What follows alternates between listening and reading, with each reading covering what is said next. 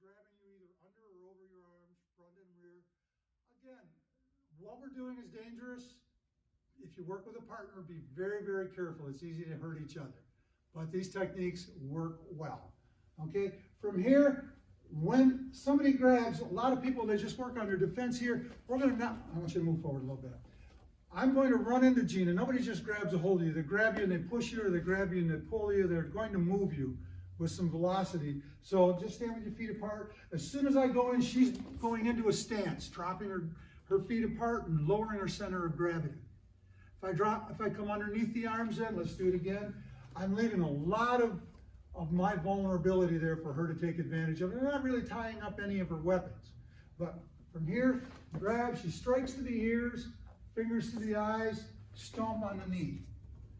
Okay? Again, she's going to, as soon as I run into her and move her, she's going to lower her stance. She's going to cup her hands and strike to the ears.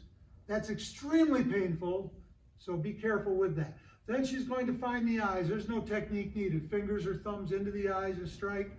And then once I've let loose, stomping on the knee, moving away. Let's do it from behind, grabbing underneath the arms. Again, I'm going to run into her, knock her forward a little bit. She's going to lean forward and strike with the elbows. Now, when we strike with the elbows, strike with this one. We want to hit with the very end of the elbow. And that's where the power's at. Come here, please. I'll get in front of the camera. When she does this, stand upright. If she doesn't move her balance and she swings, she's going to hit with the upper arm, and that's not going to do anything. That's just going to annoy me. So what she has to do is she leans forward to create a gap of space so that she can get the elbows in. And we throw 2 or 3 or 4 of them back and forth. If somebody ducks one, there's another one coming. And as she does it, if I'm ducking that and she throws the next one in, very likely I'll run right into that. So she'll continue to do that until I loosen my grip. Turn around, fingers to the eyes, stomping on the leg, and then getting away. You'll see a theme of fingers to the eyes, stomp on the knees. That's what we do. So we have the front and the rear underneath the arms.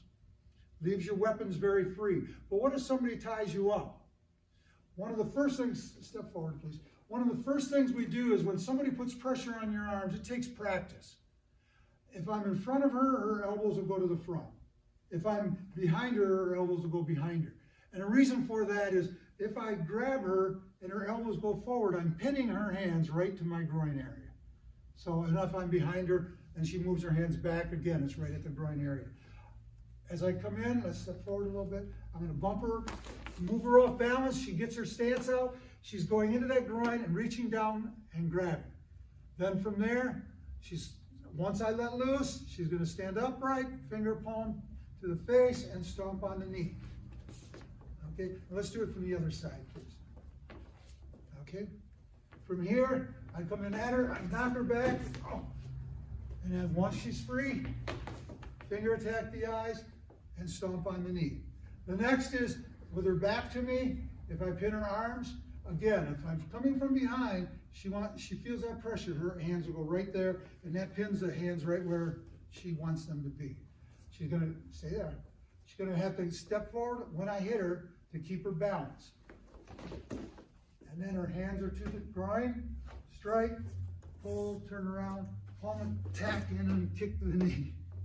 It works real well, and I'll fall quite easily. Okay, so have we done both rear and front? And I think we have. All right, very good. Thank you.